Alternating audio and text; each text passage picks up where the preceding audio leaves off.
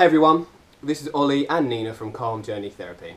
The idea of this video is for us as therapists to try and answer people's questions or potentially negative thoughts about therapy and try and counter or contact some of the myths and general misconceptions about therapy. Now, we've done this by researching on the net the general myths and ideas about therapy, in particular what people generally think about therapy and perhaps what may stop them from going. We also asked on Facebook if anyone had any views on therapy which they would like to share, which we will be looking at in a bit. Apart from this introduction, there is no script and has not been rehearsed, as we felt this would be more productive to show people that therapists are in fact normal everyday people. Again, to perhaps change the stigma some people have. We both have our tablets to show us the questions and myths we have found, so with that in mind, I'm going to start with therapists are full of psychobabble. This one always makes me laugh for the simple fact that yes, psychobabble is it is about, isn't it? But I wouldn't say that all therapists use psychobabble. I would say that psychobabble is just words people don't understand, isn't it? If you find a good therapist, like for example, someone who you click with, which is the whole idea about therapy, they won't be using any form of psychobabble. They will use words that everyone understands and generally feel comfortable with, I think. Yeah. I mean, the funny thing about it, though, is if we didn't use strong terms like psychoanalysis or psychodynamic theory, people might actually question whether we know what we're talking about, and that is the line. So I think the answer is no, not every therapist uses psychobabble, and we certainly don't as therapists. But yeah, I think that's a quick sum up to get the ball rolling. And I tell you what, I'm going to move straight onto this one, which I like, which is people who go to therapy are weak. Yes. Well, have you got any views about that? I don't. I think that's a bit of a weird one. I think the going to therapy actually shows a sign of strength. Is a healthy thing to do. It's quite a natural thing to do. I would say it's natural. Yeah, I think it's what you feel, what sort of feels right for you, really. So it's but it's a very healthy and cathartic process. But I wouldn't say it would suit everybody. You know, we're all very different. Yes, you know, true. One size doesn't fit all. The general concept of therapy. Yes, absolutely. One size does not fit all. Yeah. Yeah, I like that. I think it is really down to the individual, but it is definitely a process which is very empowering. From my personal experience. I couldn't agree more. Yeah. I think really ironically, from my personal background, I would probably be one of the people, maybe 4 or 5 years ago, would have actually thought, oh God, if I go and talk to someone, it is weak and that means you're really weird or something, which I think in England in particular is the general consensus, isn't it? It's the general feeling that if you're in therapy, you're in trouble. Yeah. Whereas in the States and America, seeing what they would call, I think they do use the term shrink. Might be wrong on that, but shrink. Is normal, and I think if you're not seeing a shrink or a therapist, then you're more abnormal. But yeah, the therapy I've had is empowering. It is very empowering, and and it helps a lot of people reach their full potential. It's a lot more powerful than I think some people give it credit for. Yeah. So in other words, I feel if you think, or more importantly, feel that you would like to talk to someone, then look into therapy. Look into talking to someone, because once you have that rapport with them, everyone I've spoken to, it blows their mind how much just feeling supported and actually working through your issues can actually move you on to the next stage of your life. But yeah, that's absolutely helps you if you're stuck. And if you find a good therapist, most therapists give half an hour free initial consultations. Yeah, so which we do as well. Have a good rapport with them. It sort of should be a no pressure sort of start for you. So. I mean, I remember talking to my friend about when buying a house, and they said if you walk through the door and you don't like it, then that's it. And I probably would connect that to therapy in that if you're sitting down with someone and you don't like it, then they'll understand. It's really not an issue. It's more important. The most important thing for us as therapists is the client, and the client needs to feel happy. Yeah, and the client relationship. Exactly. That's the biggest thing. That if it doesn't work, then not going to happen. Perfect, exactly. Yeah, okay, so have you got one you wanted to bring up? A lot of people think maybe therapists can help only if they've experienced the same thing. It's, Yes. you know, I think therapy, you know, a therapist is trained, if it's had a good training, you know, we have tools, like a toolbox with tools in it, which we know how to guide people through certain processes. There's no way, very few therapists that have experienced everything with their clients that bring through the door, that, you know, is impossible. So the therapists are trained to deal with lots of different situations and you know, help people through a process. We don't tell you what to do. We you know, you have the answers within yourself. So Absolutely. you know, we guide you through a process and help bring all those answers to the surface. Absolutely, yeah. Give you a clearer way to think and understand it. Yeah. I was I did read something about this misconception about therapy, and the person who wrote it was quite strong in what they were thinking. They said, oh, you know, if they didn't understand that, if, for example, an alcoholic, let's say, not that we enjoy labelling, we're going to drop the label, but let's say, for example, an alcoholic, how would a therapist help me if they've never had any form of addiction or any form of addictive nature? And I think the key there, the person said, was how can a therapist understand? The understand, I feel personally, is the issue. It is perhaps an underlying feeling of wanting to be understood, rather than the need to be with a therapist who has to have gone through the same thing, if that makes sense. So that it's the understanding, and with the therapeutic relationship that we've had with our clients, that understanding just evolves naturally, and we hold our clients in turn with that. So guide them through the process, really. So I think that's the understanding for that one. The list is endless. So yeah, I mean, just one other thing I think is, like, you know, some people want to be helped and they do want to make the changes, and some people don't want to make the changes. So, you know, at the end of the day, it's down to the the clients. It's the responsibility to work through the process with the therapist. Yeah. And get to where you want to be. That's the goal of therapy. Yeah. What have we got? Oh, go on. I think a lot of people sort of get the conception that therapy goes on forever.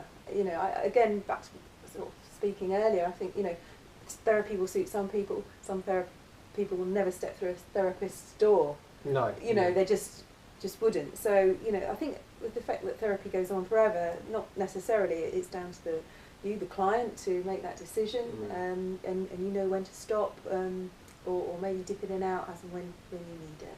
Yeah. You know, life is an ongoing journey, really. So and I think the issue as well, isn't it? I mean, for example, if it's a harm, again, not to label, but if we were to say that there were such things as worse issues, lesser issues, whatever, if it's a deep issue, then that will understandably take longer than, say, for example, a lesser issue. A lesser issue, for example, would be, I'm quite nervous about a wedding speech for my best friend. That may be able to be conquered quite quickly, whereas someone who's got some underlying anxiety, that would take longer. Yeah, definitely. And we can only go as fast and as far as the client. So if the client doesn't want to go where the therapy they are leading goes, then it's going to, it may not. We work at the client's pace, basically. We work at the pace that they want to work, and therapy is about them. You know, it's about you. It's not about fixing anyone else. That's not what therapy's for. It's about working with you and what you bring to therapy. There might be people that are annoying you or affecting the way you feel, but therapy is about. It's about them. About you. Yeah, absolutely. Yeah. Okay, so where was one of my favourites? Bit of fun for everyone is that therapy involves laying down on a couch. I love that one. I love that one because it's quite. In fact, I think they want to. Yeah, I mean, I think it's been. I think since I started my journey with psychotherapy and counselling, I think I've been asked that at least, not exaggerating anything, 5 or 6 times. But you just come in and you lie on the couch, and I'm like, No. Now, No. if you wouldn't mind, I'm just going to go in a bit, and it does involve some psychobabble, but then I think it has to. But the couch aspect has all derived from, of course, good old Sigmund Freud.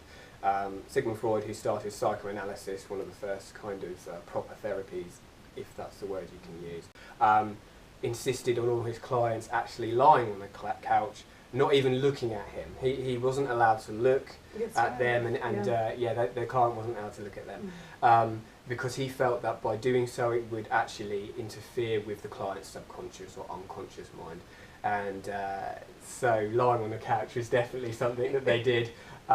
We don't do that. It's how he worked and how it did go to start with. We sit on chairs maybe, don't we? Yeah, chairs is definitely our seat of choice. Although we are on a couch, which I think is quite ironic. But it's a comfy couch, and in fact, going a little bit off topic, how we are talking to each other, how Nina and I are talking to each other, is effectively how we would talk to our client, wouldn't it? It's and I think that's crucial to take away from this video. Especially as the relationship builds with the client. Absolutely. You get to know, and things become relaxed. Because obviously, I mean, just perhaps moving on to another area was, it might feel a bit weird initially, mightn't it, and scary. Yes.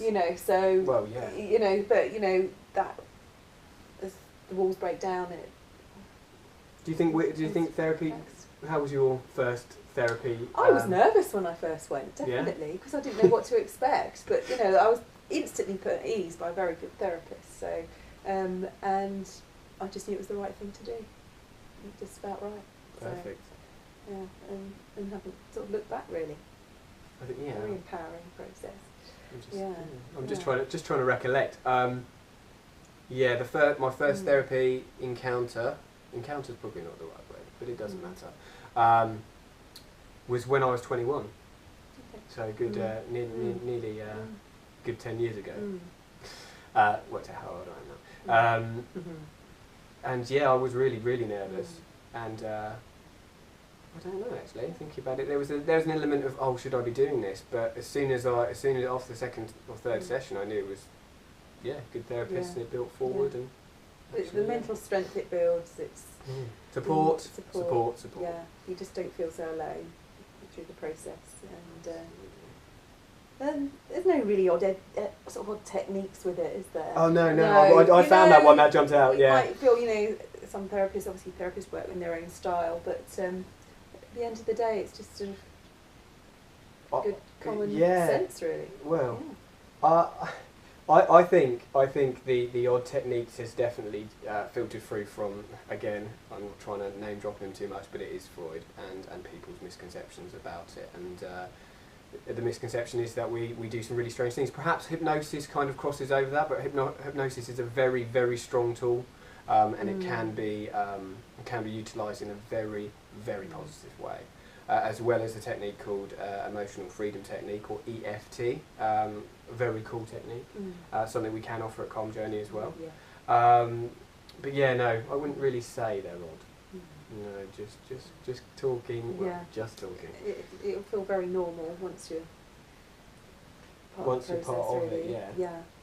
Okay. Now, if you don't mind, I would really like to bring up one of my favourite ones of all time. Where is it? I'm trying to find it desperately. Here we go. I don't know. You don't know which one. I think I can guess. No, which I one don't know if it you is. do. Yeah. It probably isn't. Turns you into someone else. Therapy turns you into someone else. No, but let's do that. Okay. Let's do that now. Okay. So, and as you've taken that away from me, because that was not my favourite one. Okay. But go for it. Yeah. That is definitely. I think people come to therapy generally because they want something to change in their lives, and so if we want change, then maybe we have to change ourselves. And hopefully through therapy we change for the better. So maybe if we do turn into somebody else, it is for the better. It is for the better, it's more of a positive process. I'm saying so absolutely way too much. That's nothing to be scared of. It's I think also maybe I don't have any evidence for this, but I'm just thinking out in my own head about this. Is perhaps that myth or misconception about it turning you into someone else may not be from the receiving party or the client in therapy, but perhaps the immediate family or girlfriend, partners, things like that, that notice that the positive influence that counselling has or therapy has changed that person or the client into a better person. And because that other person who's noticed the change isn't in therapy themselves, they may look on it as more of a negative impact, and this can have a knock-on effect on relationships. If you're in long-term therapy, when I say long-term therapy, I'm saying maybe more than 10 or 11 sessions, you will develop more self-esteem, Yes. and just general well-being, and then you start doing more positive things and start talking to a camera about therapy, for example. And you start to find yourself, Yeah. find the true self. You know, a lot of it gets camouflaged, doesn't it? And you know, hidden by other people and processes, just life in general. But just finding time. It's time for you.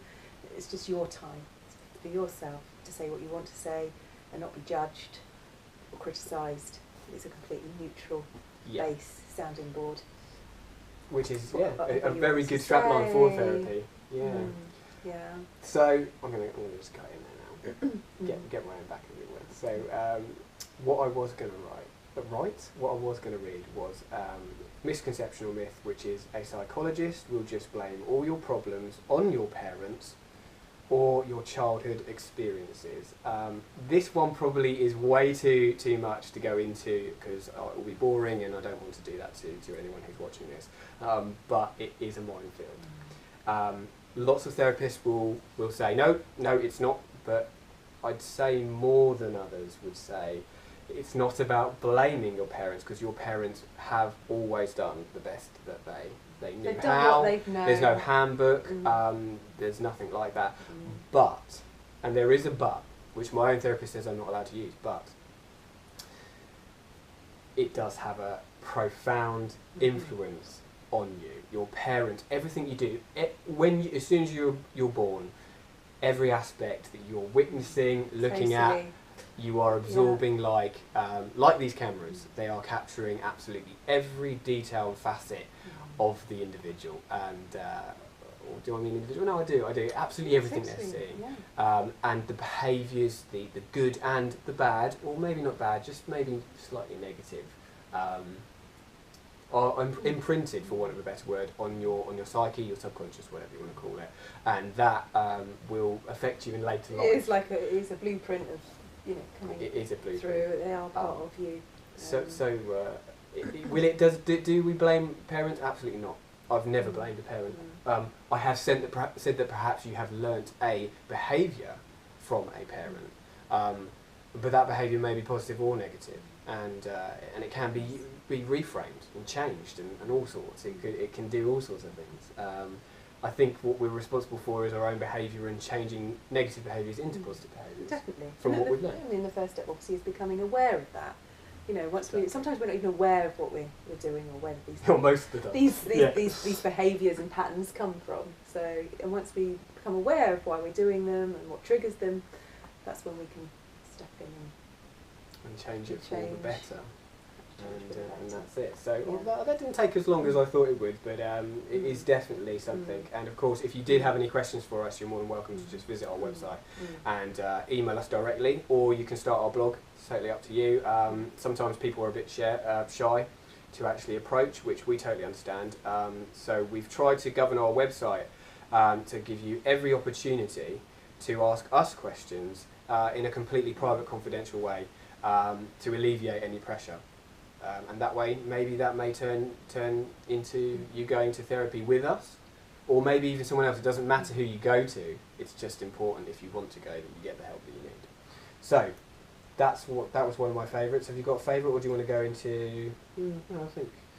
Oh, I'm talking loads, but can I jump in? Yeah, go. You're I was on Ollie. it. If you see a therapist, they'll just want to put you on a bunch of drugs. That one can be quite easily put in a box. Yes. No, would be an answer. I think I think people do get confused about that because of the terminology. A psychiatrist is qualified to do that. They have the skills. They've gone through a lot of training, and they are brilliant, educate people, and they will be able to prescribe because they have to be. And don't hold me to this, but I'm pretty confident.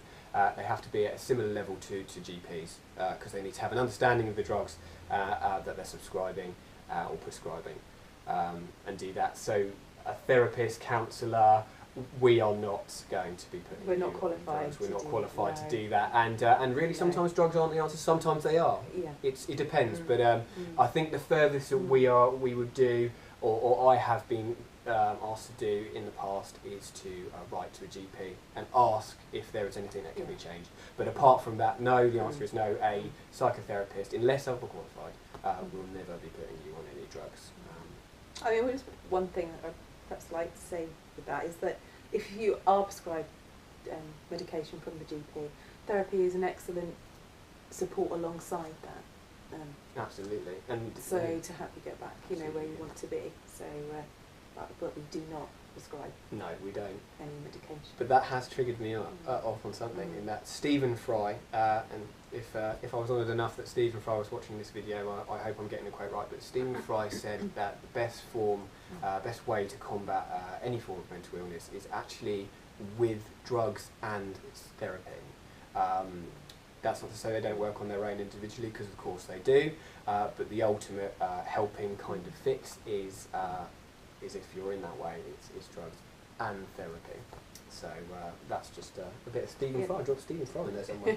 There we go. Yeah. I mean, maybe just leading on from that, some people think only crazy people go to therapy. In actual fact, if someone was quite psychotic, then we aren't actually the right people for them. Yes. In some true. ways, they would be put onto other areas. So we're here for just normal sort of neuroses. Absolutely, that yes. people sort of have, really. So that's probably what I'd It just is, like to say. There's a little concept of, only you know, it is crazy on the people list. go Yeah. therapy. And it's not true because let's just drop the word crazy, everyone. There's no such thing, really. I think there are people out there who need help, and if we can help them, we will help them. There are a few left, but we don't want to obviously overwhelm this. There were a few. Where were? I think if we have time, we'll come back to some of that. But if you're okay, I'd quite like to look onto the questions. Yeah, definitely. Yeah. So just to kind of say this again, I said it at the introduction, which obviously was scripted. You probably saw me reading it because I wanted to make sure I got it right. But what we did is we asked on Facebook if anyone had any, again, misconceptions, myths, or just views about therapy that they'd like to kind of get out in the open, and maybe just ask therapists their view on it. And we did get a very positive response, just because people were brave enough to actually tell us what their experience was.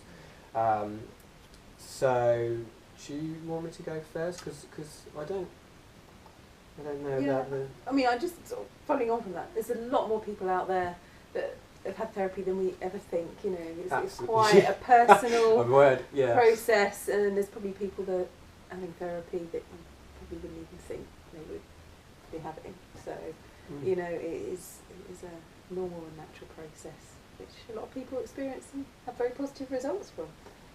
Extremely positive. Yeah. And following on from that is it always surprises people when I say, well, I'm in therapy, and they go, well, they look at me shocked and go, well, but you're a therapist, and they're like, well, yeah, but I'm in therapy, and it is a good ethical remit of all therapists that they are in their own therapy, so that we can just check in.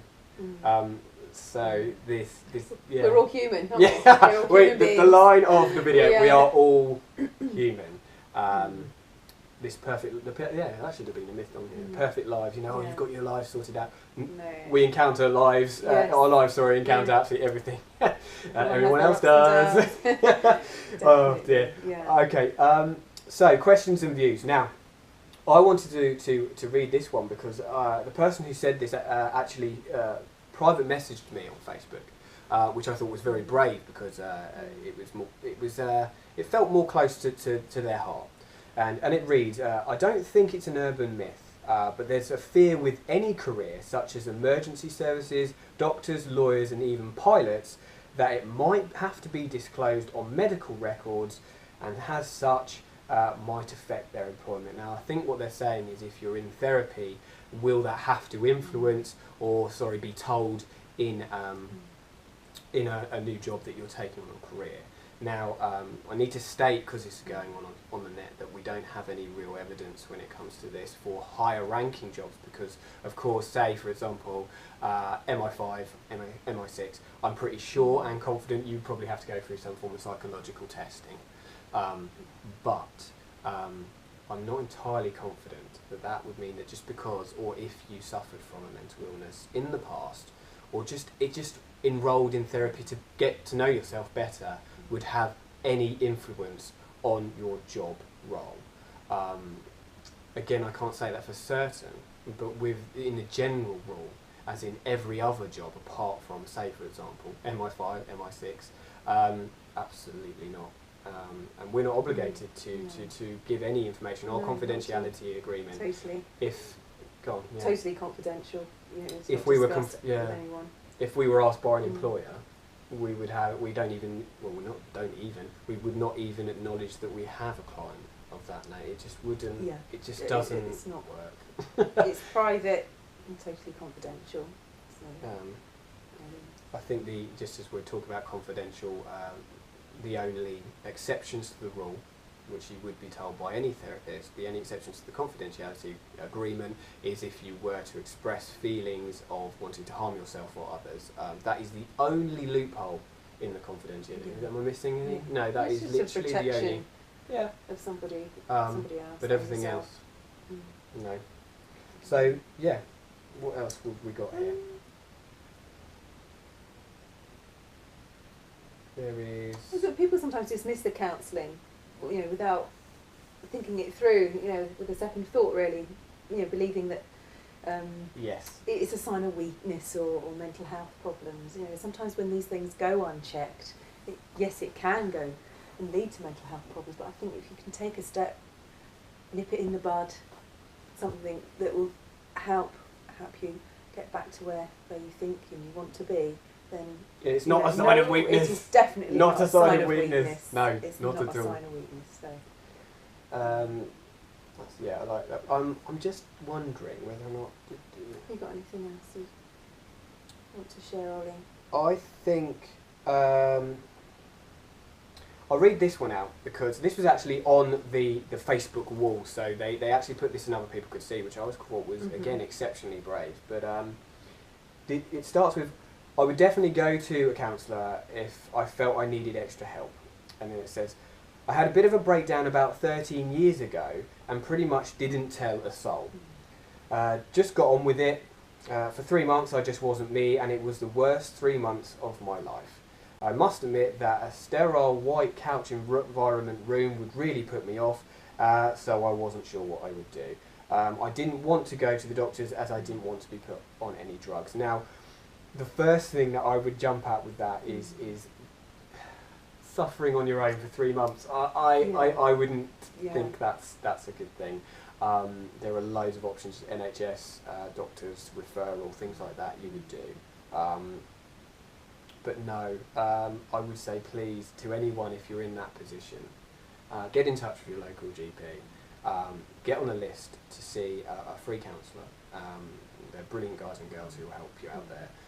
There's loads of things you can call. If you want any questions, again, please ask us, email us, whatever. Yeah. I mean, you know, if money is an issue, then obviously there's lots of voluntary processes. A lot of therapists work on a sliding scale. We work on a sliding scale. You know, of what people can afford. So it's something that can be discussed as and when. Yeah, absolutely. And again, this person's jumped in with, I didn't want to go to the doctors because I didn't want to be put on any drugs. So, I mean, that definitely seems to be rising up there. But I don't know. Okay, so over the years, I'm not sure if that one's relevant. Quick one as well. Someone just put, I feel the words psychotherapy and psychology, etc. are daunting, and it makes people feel confronted by the thoughts of seeing a shrink. Sound like big words to a lot of people. They are psychobabble again. White coat. Yeah, but it conjures up. But it did for me then. It basically, you know, if you don't like the psycho bit, we'll just call it therapy because it counsellors, therapists, it's the same. They're quite interlinked. Absolutely. So don't let the and a psychologist is not the same actually, but we don't need to cover that. I think really we're almost there. Questions wise, this person here actually has put, over the years I've had counselling a few times, and each time I've felt uncomfortable. Years ago it was because it was too clinical, the person only saw in black and white and made me feel even more inferior than I was at the time. Eek, that sounds that doesn't horrendous. Sound good. Not a good rapport going on No. there, I don't think. Yeah. Obviously not the right therapist for the client, that person. So, you know, so you do obviously hear stories like that. I didn't like the black and white bit. No, I didn't. No.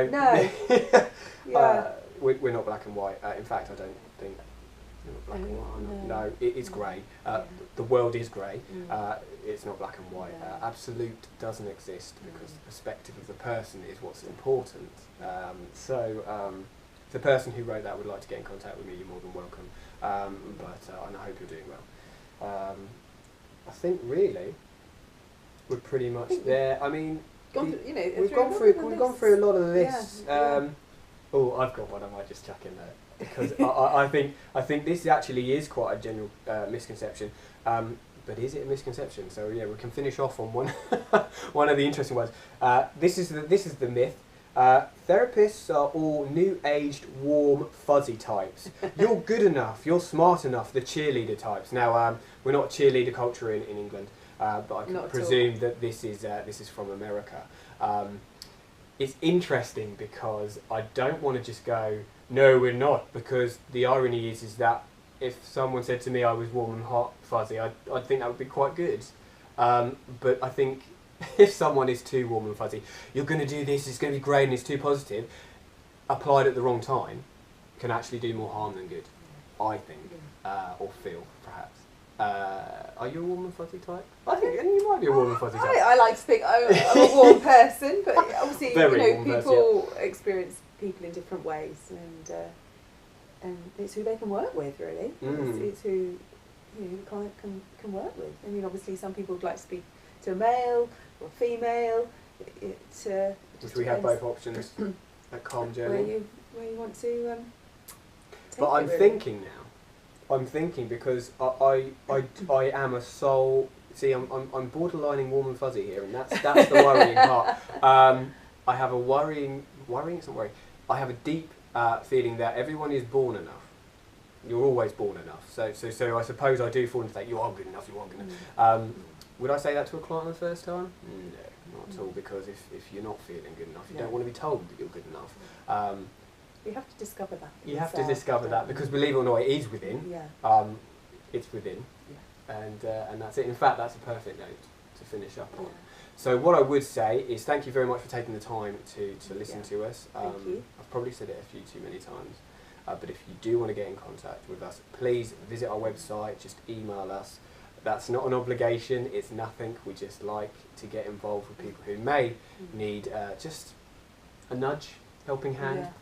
Whatever. Just a step to the next step of your life, and we can go from there. So visit calmjourney.co.uk, and if you have time, there's an inspirational wisdom part on our website, which has a few extracts from a gentleman called Alan Watts. And if you ever need a bit of a nudge, using that word again, nudge, just to make you feel a little bit better, I would recommend doing that. So thank you very much, and take care of yourselves, and goodbye. Goodbye. Awesome. Thank you. Goodbye.